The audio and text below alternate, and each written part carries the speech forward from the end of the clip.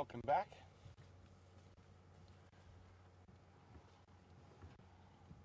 We're still with the ellies. They're slowly moving and feeding.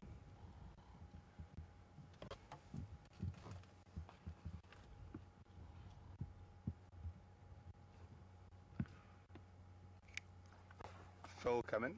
Scott is the station that is with that ingwe.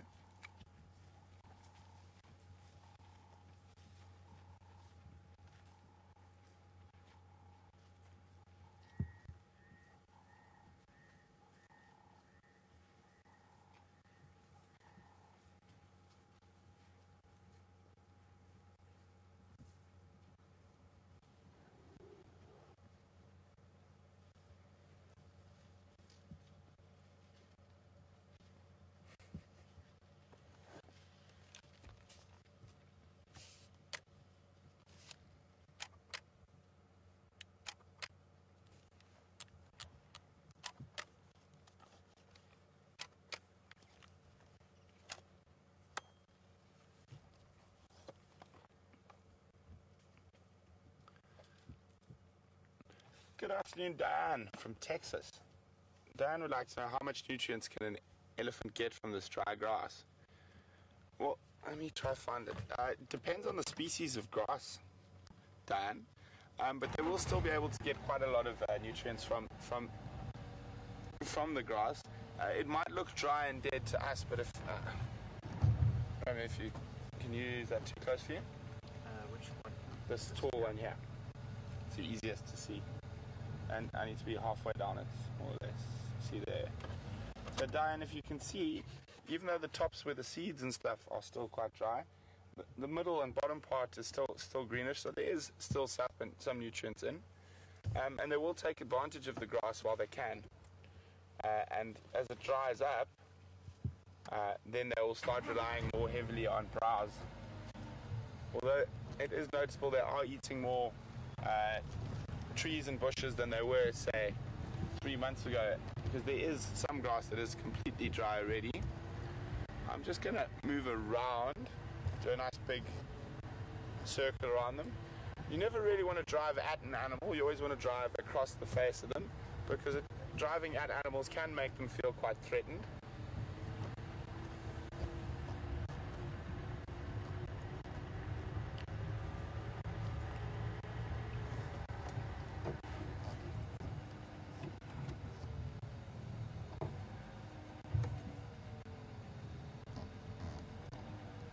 Sorry, I'm just having a quick look at some tracks here.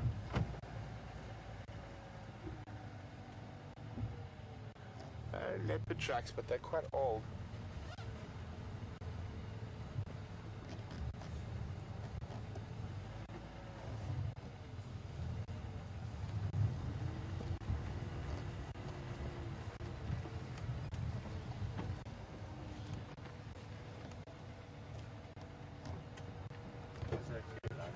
Yeah.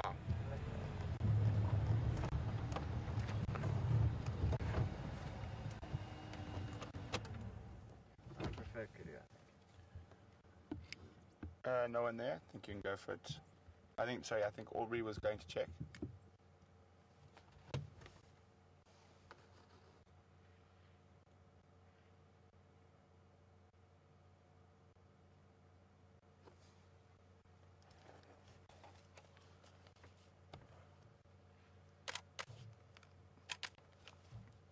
What do they browse predominantly in this area?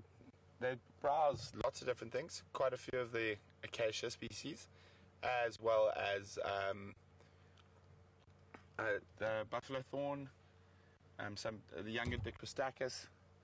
And as the browse choice gets limited, they will eat bush willow and terminalia, but not by first choice.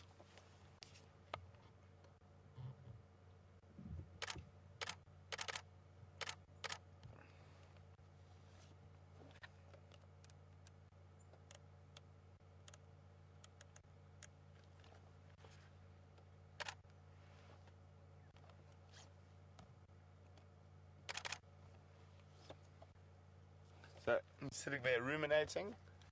So I don't want to disturb him, so I'm going to find another route to get back towards those ellies.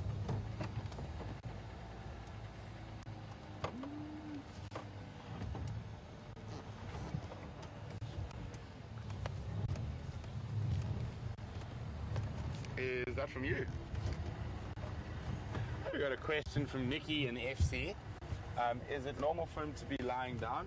Quite often during the heat of the day and in the afternoon, once they've fed a lot, most of your ruminants are quite happy to lie down, rest, and chew the cud. So what they'll do is they will bring food back up from their stomach and re-chew it to make sure they get the most amount of nutrients out of it possible. And that's why when you look at dung, which maybe we can do a little bit later once we finish with the eddies, I can find you a hindgut fermenter's dung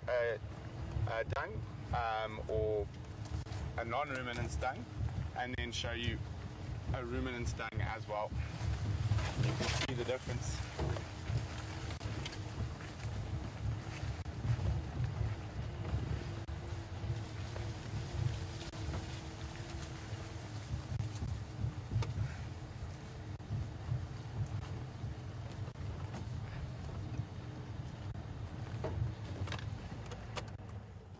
These eddies are starting to move into a bit of a thicker area, and there's no real reason to follow them. We could just start disturbing them if we keep following them. You can already see one or two of the younger females were starting to show a little bit of signs of being a little bit, not annoyed, but sort of not 100% happy with us. And we had such a nice sighting when they're out in the open and they walk very close to us. So there's no need to put undue stress on the animals. So I'm going to leave them be and carry on and see what else we can find.